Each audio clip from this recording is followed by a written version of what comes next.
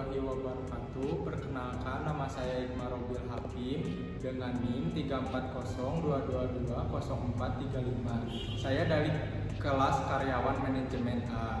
Saya Deden Riki Alwan, NIM 34022220491, kelas karyawan manajemen B. Saya Rizky Fauzal Duyani, NIM 34022220100 dari kelas karyawan manajemen B. Di sini kami akan menjelaskan tentang perdagangan internasional. Perdagangan internasional adalah proses tukar-menukar barang dan jasa dua negara atau lebih dengan tujuan mendapatkan keuntungan atau laba.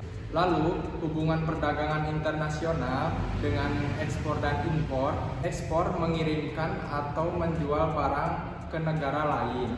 Negara pelaku ekspor adalah eksportir. Contohnya seperti Indonesia mengekspor biji kopi khas Aceh dan Flores ke Mesir. Lalu untuk impor, masuknya barang dari negara lain, negara pelaku impor disebut sebagai importir. Contohnya, Indonesia menerima impor non-migas berupa golongan mesin atau pesawat mekanik dan peralatan listrik. Lalu selanjutnya, untuk faktor terjadinya pendorongan perdagangan internasional yaitu perbedaan SDA yang dimiliki oleh setiap negara. Lalu di sini ada perbedaan tingkat kualitas SDA, perbedaan iptek, perbedaan budaya suatu bangsa, perbedaan harga barang upah, biaya produksi dan selera. Perbedaan tingkat kualitas sumber daya manusia. Suatu negara yang mempunyai kualitas sumber daya manusia yang tinggi akan menghasilkan barang dan jasa dengan mutu atau kualitas yang lebih baik. Negara yang menguasai ilmu pengetahuan dan teknologi akan mampu memproduksi suatu barang dan jasa yang lebih banyak, bermutu dan efisien dibanding dengan negara yang tidak menguasainya. Perbedaan budaya suatu bangsa negara akan sangat mempengaruhi barang yang dihasilkan dari suatu produksi tersebut. Contohnya seni ukir dan batik Indonesia merupakan daya tarik tersendiri bagi negara lain untuk membeli barang tersebut. Demikian juga keramik Cina menjadi daya tarik tersendiri bagi negara lain. Perbedaan lain yang mempengaruhi perdagangan internasional, contohnya perbedaan harga barang, perbedaan upah dan biaya produksi, perbedaan seleranya.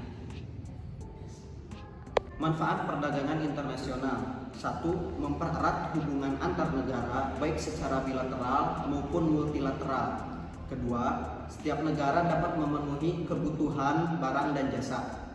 3. Menstabilkan harga. 4. Pendapatan negara meningkat melalui perolehan devisa hasil ekspor. Kelima, dapat memperluas lapangan kerja. 6. Mendorong kegiatan produksi. Dan yang ketujuh, mendorong kemajuan ilmu pengetahuan dan teknologi di masing-masing negara. Lalu, hambatan perdagangan internasional. Yang pertama ada kebijakan proteksionisme, yaitu kebijakan untuk melindungi produk dalam negeri. Yang kedua ada kuota, yaitu kebijakan untuk membatasi jumlah ekspor dan impor barang di suatu negara.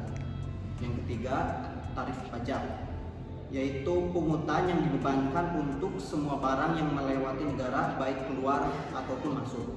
Dan yang terakhir ada politik dumping, yaitu kebijakan menjual barang di luar negeri lebih murah daripada di dalam negeri. Sekian penjelasan dari kami tentang materi perdagangan internasional. Mohon maaf apabila ada salah kata. Terima kasih, saya tutup. Wassalamualaikum warahmatullahi wabarakatuh.